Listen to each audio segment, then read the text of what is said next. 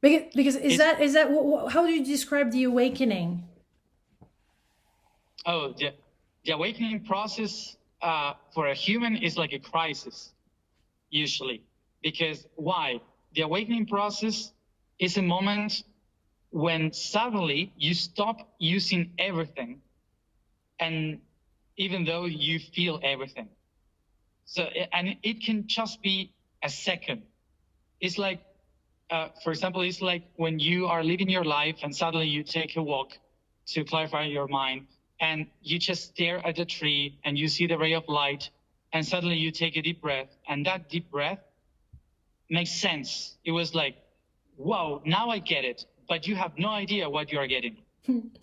So that's awakening. Awakening is not, oh, I get an idea. No, that's just another process. Awakening process is when you say, now I get it, even if you have no idea what you're getting. Is this sense of, is this feeling of sense of everything. Mm-hmm. That's the awakening process. And what happens after the awakening process? That you lose all the senses that you usually use before. Like you were used to see one color, and suddenly when everything makes sense, you see all the colors at once. And suddenly that color that you used to see doesn't make any sense anymore. That's why when usually people get awakened, the first thing that they do is to quit the job, get a divorce, these kind of things, because one thing doesn't make any sense. Yeah. So it's like you need to revisit your whole life because you know you're looking through a different lens. Yes, and it's something that it doesn't have to be logic, but it's clear. Yeah. It's like I know this is it, but I don't understand it. So not caring about understanding is part of the awakening process. Yeah. So part in this awakening process, there's a lot of things that we learn throughout this process, and here you come with all those different teachings on different dimensions and all that, and throughout history, you know how the Big Bang happened, and all these things that are just so different than what we hear, obviously, in historical books.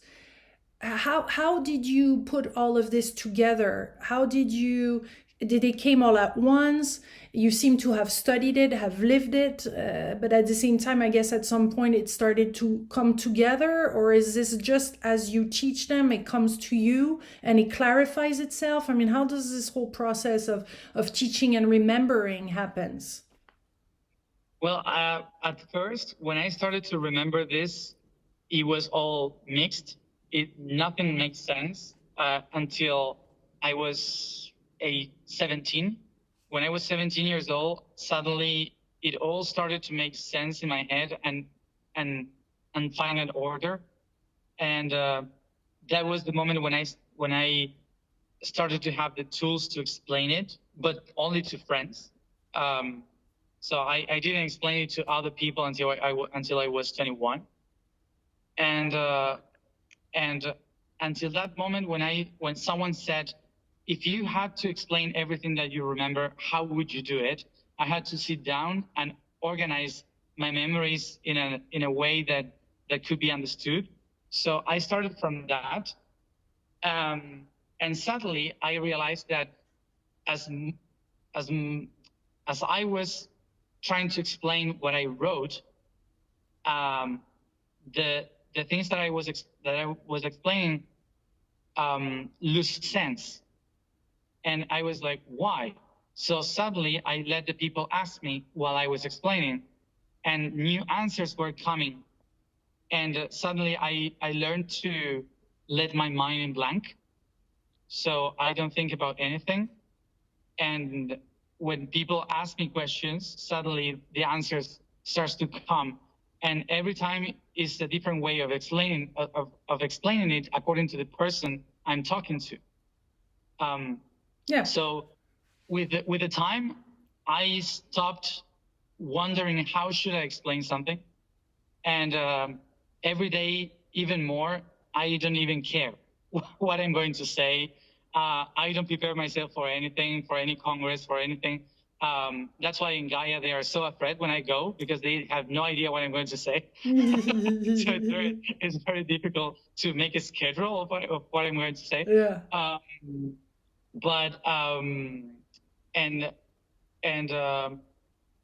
The reason why is because I learned that there are a lot of information that doesn't belong to me, that are not mine, that maybe I can translate it, but this information doesn't belong to me. So that's why I never did the question. And if I don't have the question, the answer doesn't come to me. So until someone does the question, I don't have the answer. So that's why I decided not to prepare anything that I'm doing anymore. Yeah. Because I rather allow that information to come through. Yeah, but you're not afraid of the unknown then, yeah? Or just be there in front of a huge audience. No, I don't care. If someone asks me something that I don't know, I say, I have no idea. And I'm not afraid of saying that I don't know. Your description of the Akashic record seems to have changed, evolved over time, how you describe it. How can you tell us where you're at with that, and how would you describe it? Today I would describe it as the nervous system of the universe. I think it's much more accurate when we are trying to compare it to something that we know. More than a huge biblioteca. Yeah, it's a library. It's a huge library. But when I was a child and my guides were trying to show it to me, I had in my mind the idea of a library. And as I was growing up, I saw that the books were not books. When I looked closely, they looked like nectar, like a drop of nectar, where the information was reflected. So I started to describe it as a beehive, and so on. Because it evolved, yeah. The reality starts to shape according to what you are able to see.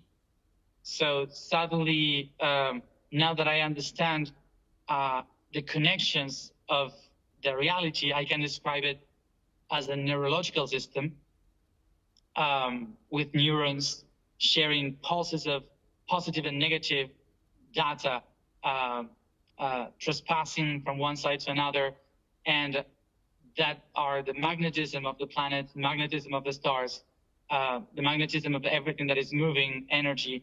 So the data is not storage in books, but moving through one cell to another. Is that evolving too?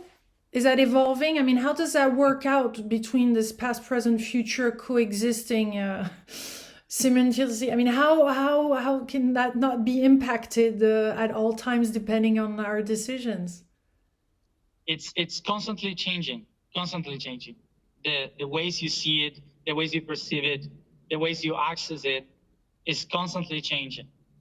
There are some clues that, of course, are constant, but actually in the minimum realm that people call the quantum mechanics, which is the atomic realm, the information is organized in a way that always shape themselves in a different order, but they always share data from one point to another. So it's positive and negative data being shared.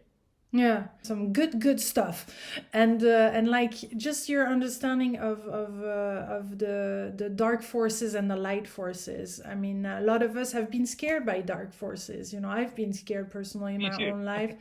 And how, and when you describe your tour around the world and in Argentina and the places you went to and that you had to face those huge challenges and like totally surreal things that could be really frightening, like a car just throwing itself out of the tumbling, or I don't know what happened to you guys then, but how do you face this? I mean, I mean, you're saying that the dark forces are there also for our evolution, and I think it's a big thing for us to remember. But how can you tell us more about that, and so that we can live also those difficult times in a positive way, let's say? Yeah, yeah. We all come from unity, but the reason why we are here is not because of unity. It's because of another thing, which is division. So we call it this way. The unity, we call it the bending towards oneself. That in Latin, say universus. So universe is something that bends towards itself, to the one. So universe. But then when one bends towards the outside, it's two, because it bends in two. So that's what we call in Latin diverse, which means two bending. So the thing is that we come from the universe, and the universe, in order to experience itself, created the diverse. So diversity means the expressions of the oneself. For instance, light. You have only one light, which is the white light, but suddenly it diverts itself into the rainbow, different colors. So you can see the different colors because you are resonant. Your resonance has changed in order to be able to see it. But actually, it's all white. It's all light, pure light, that you are, because you bent yourself, you can appreciate and observe the colors. So all those colors, when they combine together, creates the lack of light, which creates dark colors and eventually the darkness. So we see for example, we see the universe around, and we see darkness, the night sky, but actually is not black. The only reason why we see it dark is because we cannot see the infrared light. But if you see the universe in an infrared light, you will see all blue and red colors all around, and not black. So it's just because we are not designed, we haven't evolved to see the light in that spectrum. So this means that actually the darkness, the biggest darkness that we see, actually is full of light, but we are not designed to appreciate it. We haven't evolved yet to that. So the same thing happens with the entire diversity, which means one cell divides in two in order to create life. So you wouldn't be here, you wouldn't exist if something wouldn't divide you. So this means that there's a program in the universe that all unity needs a force that divides it in order to create something different. And this division eventually will find balance to find a way to unite themselves again and create a new one. And that's what we call gravity or love. So basically the unity is love that has been split by something, by the same force of the diversion. And inside they have the magnetism of positive and negative that will try to pull them back together as unity again, which we call love. So this system is natural. This is something that is very easy to understand, I think, and it's very natural. The thing is that as many more divisions you get, the darker it gets. As many more divisions in the atom you have, molecules, chemicals, matter, and eventually the light cannot go through the matter. And so you see shadows, and the shadows scare. And when you see the shadows, you see these forms of light that have been evolving through time and space in order to divide you. So these creatures that have evolved to divide light in order to create diversity are what we call fallen angels, demons, darkness, and all these things that actually are the designers of this reality. If we wouldn't have the opportunity to experience love for others without darkness, it's because of darkness that you have a family, that you have a culture, that you have a religion, that you have faith, that you have projects, that you have a mission. So it's because of them, not because of unity. Unity is the thing that reminds us, hey, remember that even though all this difference, you are one. You are always one, and you will always be one. But through the division and darkness, you will break down yourself in order to take something from you that you wouldn't see unless you split.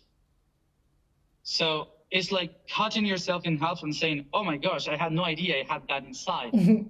So basically, darkness is something that teaches you potential, something that helps you to understand yourself, which means that you don't have to follow the darkness to do that. You just have to accept the system of darkness as a way for you to find the light. So you don't judge it. So not judging it helps. Yes, not judging it helps. Now, some people blame the dark beings for wars and control and all these things that happen, the horrible things that happen in this world and humanity. But if you think a little bit, it's not them, it's our consciousness. So I'm not afraid of demons. I am afraid of humans, actually. So basically, we try, because of religion, we try to call ourselves naive, like if there are forces outside that are controlling us, and we are not the ones to blame, that we are not responsible of our actions. It's just the dark being around. But actually, we have to be aware that we are part of the creator. So if there is a war, it's because humans created a war, not because they created it. Okay, so let's talk about, okay, great. So let's talk about that Orion gate, because tell us what's at stake right now in our evolution. And if we're not waking up quickly here, tell us what's going to happen with the Orion gate and why it is so important that some darker forces, I'm sorry, but I'm going to say it, are taking over this. Yes, the thing is that, well, humans, this planet is awakening very fast. Even if we don't notice it, the past 60 years have been the fastest period in human history that humanity has awakened. So I know it's difficult to understand it, because you just have to go to Instagram or the news, and you will see how dark is around, but also is the lightest period in human history, because there are much more awareness. That's why we can see the dark, because we are much more aware. So our planet is inside a solar system that is inside a system related to Sirius, which is in the arm of the galaxy called Orion. So we, as a planet, we are a cell inside the arm of a huge being called the Milky Way. So whatever happens to this arm of Orion affects all the cells, meaning all the suns and the planets that live in this arm. So basically, imagine that for some reason, we have a trauma, and we live the trauma, and we don't know how to handle the trauma, meaning we had an experience to push us towards evolution, but we are not facing it. If you don't face the trauma, suddenly the body starts to materialize that trauma in the shape of a disease. So a disease is a reaction of a trauma that you are not daring to see. So this trauma can become a cancer, for example. So if you start to have a cancer in one of your ganglions here, suddenly it will affect your arm. So the portal of Orion is basically here, in this shoulder. So this portal connects you to the heart of the galaxy. So if the darkness take over the portal of Orion, so you are possibly losing your arm or having heart attack. So, so the thing is, why is darkness taking that? Not because darkness wants for all of us to die, but because there's something that we are not taking care of. So darkness is feeding itself because of that. So unless all the systems of Orion become aware of their process and what do we have to do here in this side of the galaxy, the darkness will take over and will eat the cells that are thriving. But darkness is not the one to blame, neither light. It's just a process that we are not being aware of. And it's not something that we have to decide in this lifetime. It's a whole process of millions of years that affects an entire arm of a galaxy, which is a lot. And we have been working with this since 50,000 years ago. So it's not that today we have to decide or today is happening. Actually, it's happening in the past, in the present, in the future, because it all depends on how time and space affects us according to gravity in between the stars. So for some planets it's happening now, for some planets it's happening in the future. So it's not something that maybe we have to take care of right now, but our actions in the present, according to bring this planet into awareness, is a clue to create the Earth as a mother cell that can replicate mother cells to take over the cancer cells. So if we do that as a school planet, as we are, we can teach a lot of people how to go through darkness to create light. So basically here, we are not against darkness. We are trying to understand how it works so we can then heal the process. So we can imagine ourselves like white cells trying to understand with the immunological system how the cancer cells works, so we can try to do something, basically. Yeah. How do you feel when people attack your knowledge and that because it seems like, I mean, when I listened to you personally, I was like, man, right on. Oh man, yeah. But some people I have heard throughout the Gaia platform, some are just, what is this? And how do you explain that some are really like having strong reaction with the knowledge and this information that you bring up? I mean, I'm sure actually people listening to this video right now are having strong reactions because it's hitting, it seems like it's hitting some parts of themselves that, you know, it wants to fight against it. Like what? Against what? Exactly, yes. The thing is, what I'm saying is not the truth. Is what I know about the universe. So there are many ways of seeing this. It's like if you go to a warrior, like a Spartan warrior, and say from a Roman point of view, or I don't know, a Canadian point of view, for example, you have to be polite with the opposition, you know, in order to accomplish something. Of course, the warrior will say no, because I have been fighting this war for thousands of years, and this is the way we know. So I cannot blame someone by being shocked by an information that is from another point of view when they have been prepared their whole existence for another task. It's like if I come from the brain and try to explain to a kidney, hey, you should think better.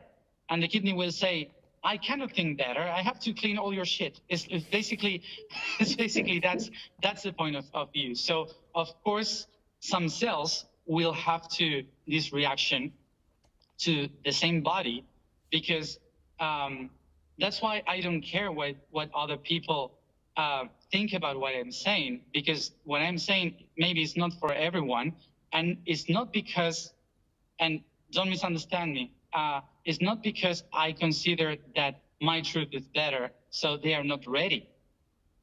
It's just because what I'm explaining is for the cells that are working with my same things, and they are working with other information that must be worked, but in a different way.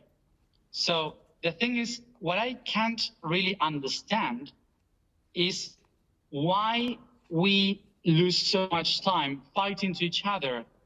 That's called AIDS. That's called, the immunological syndrome. It's like the same organism trying to fight the same organism. Yeah. So instead of learning from each other and taking what we want to take and learn what we want to learn. Exactly. Yes. So I don't think we are missing a very important point here, which is, if we all think the same, there is no humanity, there is no universe, there is no existence. Basically, existence means to get out from the point of view you are. Exit stance is exit from where you stay. Mm-hmm. Existence means I get out from where I stay, from where I am. So I have to change my point of view in order to exist. So there's no existence if we all think the same. Yeah, but it's not that easy when you talk to people that are a little bit older than you, and they're maybe in their 60s or 70s and have based all their life on this knowledge that they've read or they lived, they've experienced, and then you arrive young with all this information. It must be threatening to their ego and to many things. It will always happen. It will happen to me too. Whenever I have a child, my child will say, it's not like that. And I will have problems maybe. And maybe I will say, oh my gosh, I have been saying this my whole life. And my child is saying, no, it's not this way. And we all face that eventually. Yeah. Because we are evolving, and evolution is about changing the point of view. So the problem is when you talk about coherence, spirituality, and love and acceptance, and suddenly you criticize someone saying that's not the truth, and this person is from the darkness. Yeah, and yeah. That's not light. That's not love. That's not. If love is to accept the others because they think equally as me, so that's not love. That's not unconditionality. When I usually divide these concepts, people that don't agree with me and they believe other things, I totally accept that. I am totally up to that, I agree, because they are doing another part that I cannot do. But there are other people that it doesn't matter what you say, they will criticize you because their system is to criticize people. So because of that, I usually have fun. And if you see my social media, I usually answer to them in a funny way, because I love to have fun.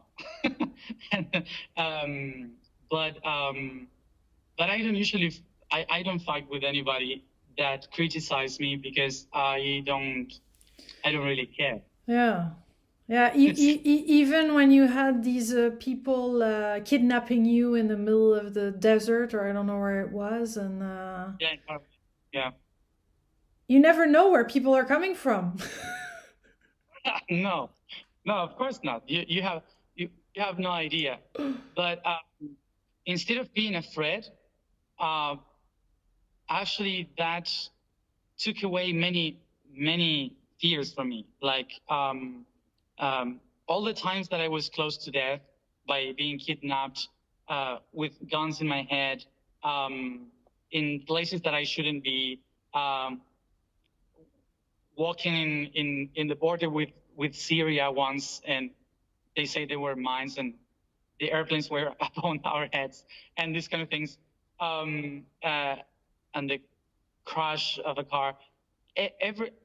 Everything that I thought normally would make me fearful of reality actually took all the fear away, because every time that something like that happened, I recognize, oh, this is a test for me to go beyond. So so yeah, when they ask when the camera, it took away your fear of camera, actually, from what I understood. Yeah, that took me away, the fear of camera, the fear of talking to people. It got you ready. So what would you say you're getting ready for, and what are we getting ready for now? Yeah, in this period of time. In this period of time, we are in the middle of a huge decision in between the entire humanity, which is between a third world war or a transition into Aquarius. So any of those two situations would help the transition, but in one we will suffer, in the other one, no. So, but the thing is that usually humanity loves to suffer. Even if we say that we don't, we as humans love to be the victim in the history. So that's why we love to suffer. We love to be the poor ones, the ones that are being used, the ones that are being controlled. And we have been creating that statement and that consciousness for so long that most of the people in the planet believe that. And because we believe that, we give power to that system. We give power to control, we give power to wars, we give power to suffering, because we believed that the kingdom of heaven is only because we are suffering. So we have created that, and we have to transcend that idea in the next 200 years, so we don't have to suffer anymore the transitions and the evolution. We have created that, or it's because of how you're explaining the different people from different galaxies and how things were put together. And I'm thinking of Cyrus. I'm thinking of when you describe the Atlantis and Mu and all, how didn't it mute at some time and things shifted and we became more and more into fear, or was fear always there? I mean, how did we get so controllable? Fear was always there. Fear is a very useful tool for evolution. Basically, we survived this whole time in humanity, in history of the earth, because of fear. Fear helped us to be braver, to be strong, to find tools, to find solutions. It's during the crisis and being fearful of losing everything that we solve stuff. So very quick, and we evolve very fast. So fear is not the problem. Fear is something we will always have in order to find another way.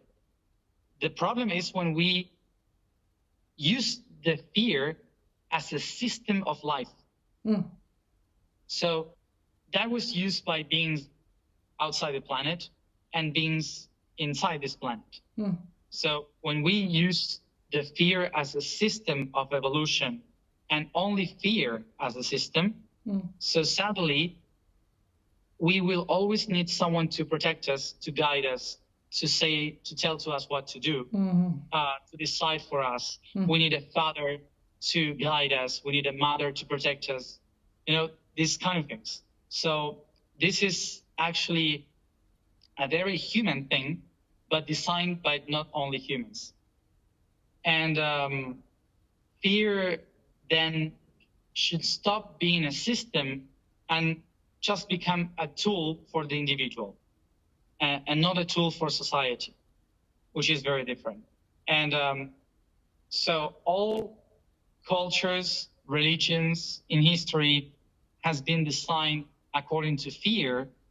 So the social systems have been designed according to those religions and cultures.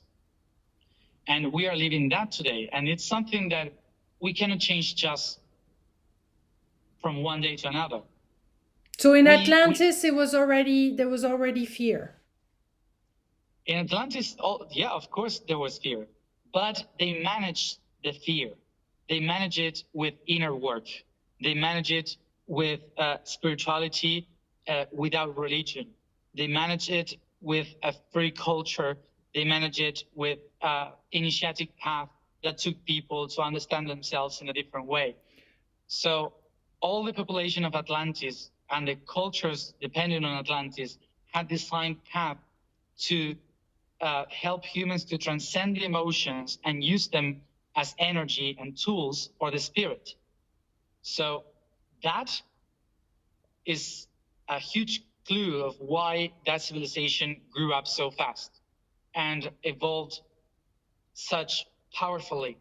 Yeah. And some other cultures around the world, not only Atlantis, but some other cultures too.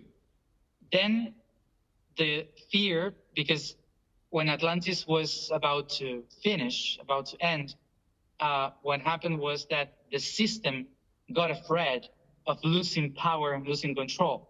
And that was the moment when it failed, when the fear took over the system again. Yeah. Yeah, and sometimes that's what we see in the spiritual realm, or spiritual teachers. Sometimes the spiritual ego, then something takes over and it goes too far, and then that person start changing their way of teaching. Or what would you like to say to people that are teachers out there that at some point misses the point of all this, because at some point, you know what I mean? Like I've interviewed thousands of people, and sometimes I see them some shift and I'm like, oh my God, they had such a precious knowledge, and at some point it got into their head, they thought it was them, and they forgot about something, I don't know, bigger at stake, I don't know, and it feels sad, to see that. Do you know what I mean? Like, how do you not get there? Because it feels like this is how religion, at some point became religion. And how can this be just in the open, and what should we remember ourselves on this spiritual path to keep it pure, let's say? Well, there are two things to say here, because of course many people would think of me like that. Really? Like, oh, yeah, of course. And even some of my friends thought it sometimes, like, oh, he's Really? changing the way of how he's doing the things because he's now egoistic, because he, I don't know, whatever went up of his head or whatever. The actual truth about this, there are two different things. One thing is when actually that happened, when you start to believe even more than others.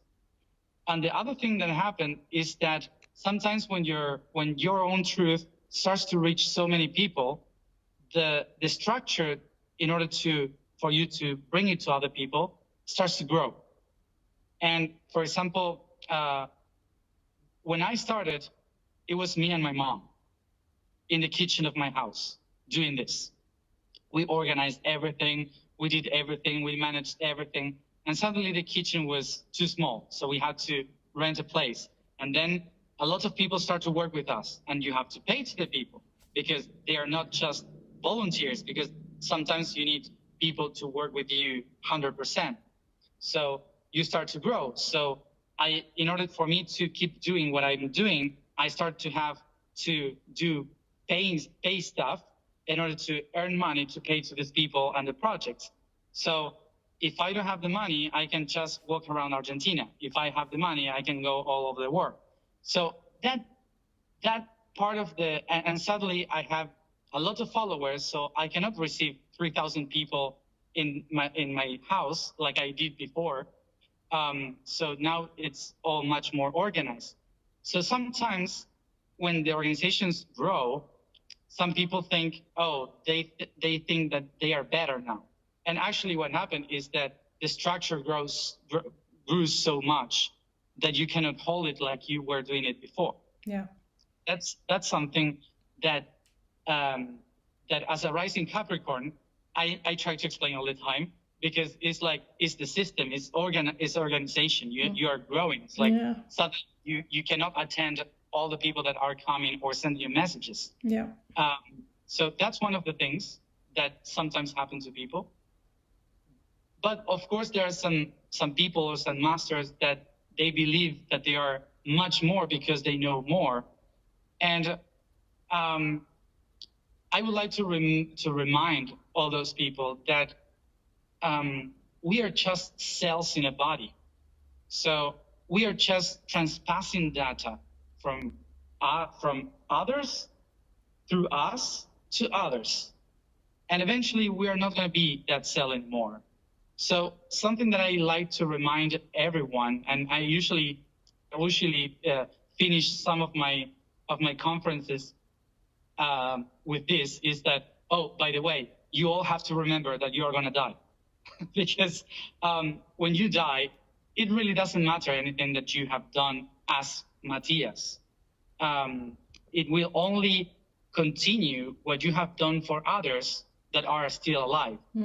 So it's not what you aim for you to enlighten yourself. It's about how much have you left to others to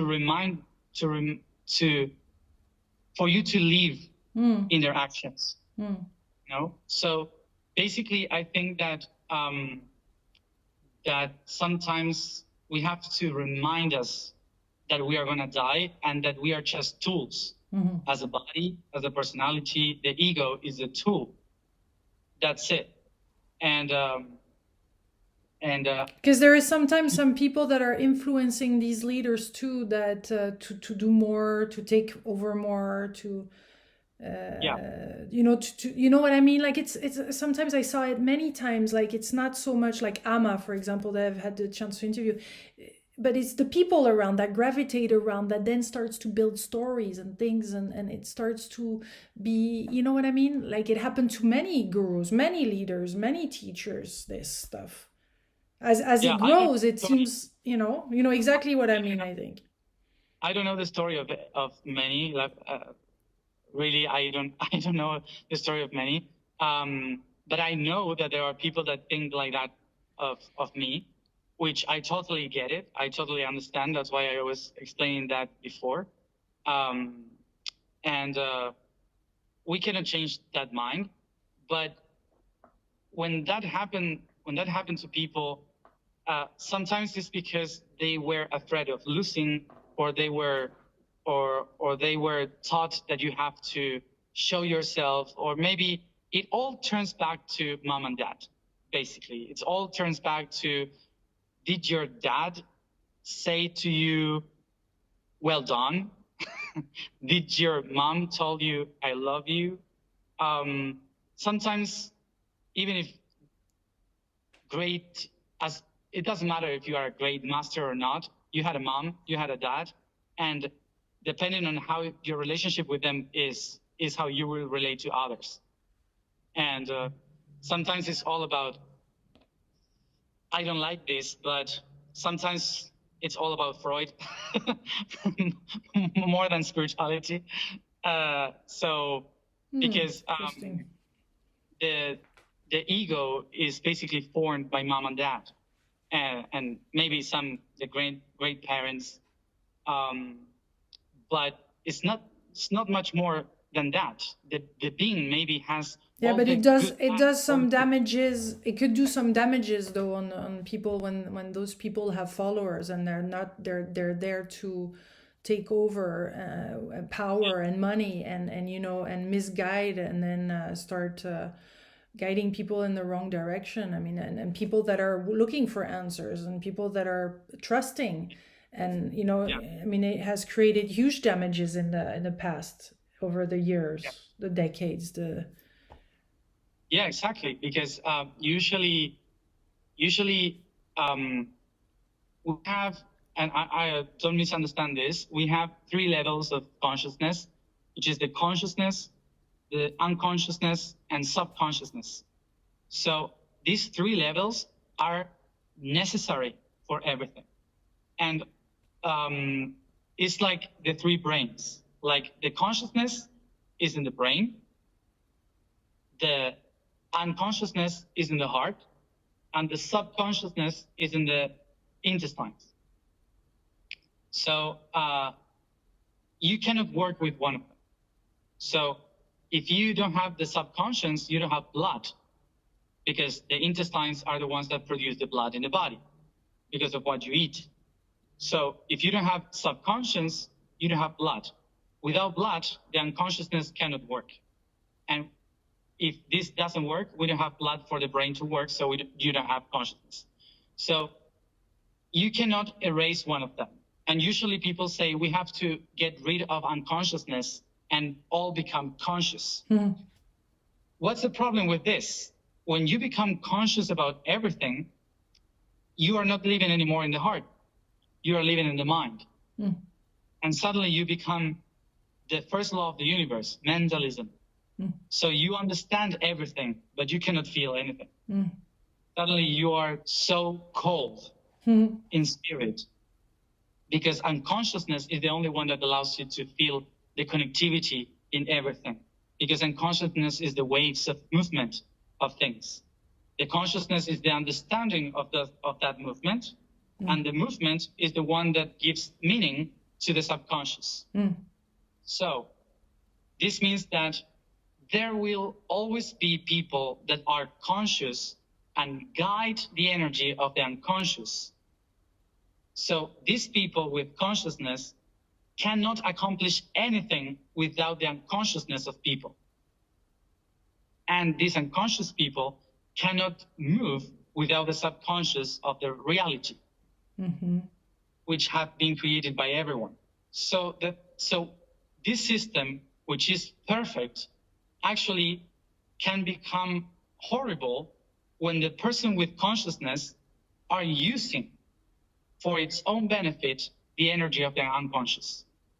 Because, for example, a musician in a concert is a conscious being that produces music to move the hearts, the unconscious of thousands. So these thousands of people might do exactly what the conscious will say. If this person says, now you sing this, everyone will sing that because they resound by heart. And they are not aware of what they are doing. They are just moved by the unconscious energy. And it's beautiful. We all love to go to concerts. We all love to hear music. So that's beautiful. But if that conscious person is Hitler, you get what you get, you know? So the problem is not that there are unconscious people or subconscious traumas. The thing is, how prepared is the conscious being to be ruled by the self or the ego? So that's why it's not about awakening people. It's about remember to the people that they have to feel with the hearts the right person that are. Exactly. So I think it's a very I get it. Important understanding about how the consciousness works, so we don't go into the ego part. Yes. Last question, because it's already an hour into. I knew it was gonna go over. Sorry. The difference between one and another, usually the one that is guided by the ego usually says, I want you to do this, or I want you to follow me to blah, blah, or gives orders. The one that is conscious by the self is the one that will say, I suggest for you this, or find yourself. These are some tools that help me to do it. Yeah. So these are difference of the self and the ego, usually. Yeah. Plus the resonance, as you said, that we feel in the heart when that person speaks. Last question, because it's been over an hour, and as I just said, I knew this, but to remember past lives, and how remember past lives is through the emotions and through the ressenti, the feelings and all that. Can we end this? I know it's not so much a closing question, but it's one that opens so much more files than later on. But can you tell us more about that part where we remember our past life through emotions and through the feelings? Remember means to put the numbers together. That's what it actually means. So when you talk about remember, it's not about going to the past and know something from the past. It's actually to put together the parts that you have inside.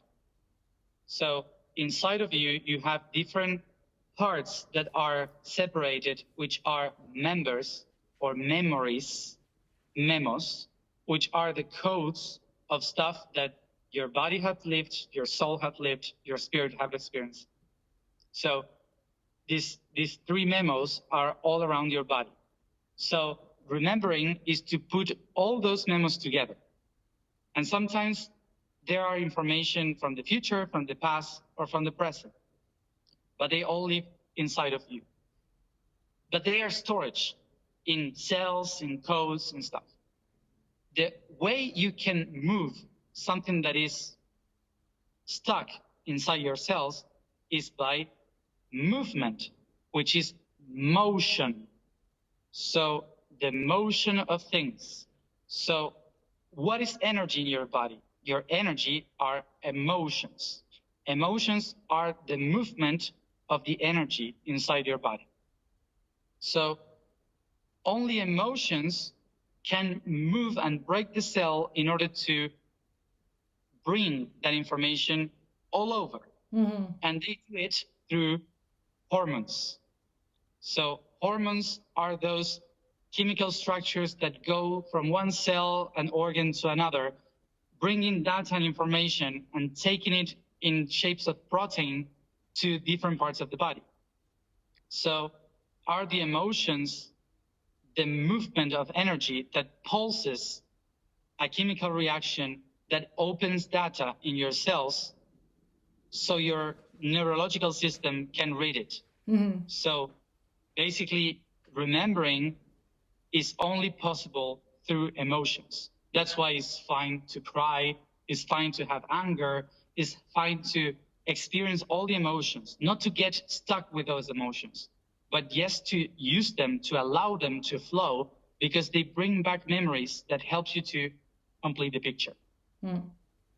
That's remembering. And that's how you had memories of past lives in Egypt and many other places, and related to what's really amazing by reconnecting to our past life memories is that there's gifts in those, and things that we've have already experienced that we can then reuse in this life also. And I think it's time for us to remember our past lives. It's time for us to be guided and to fully be in our life's mission, because there's so much potential right now to liberate our past lives and to live that fully and be so present on earth and be fully present in our mission to support this shift. I think it's never been a better time to do this. Yeah. So thank you so much, Matias, for this time with you. Thank you so much for accepting to do this interview, and for those of you guys that want to see more there. Wonderful. Thank job, you. good and job. I hope next time I can do it in French. Oui, j'espère bien. Oui, j'ai parlé un peu français, mais je sais pas si tu... Ouais. Je sais pas. C'est bien essayé. Merci beaucoup, Matias. À bientôt. Merci. Bye.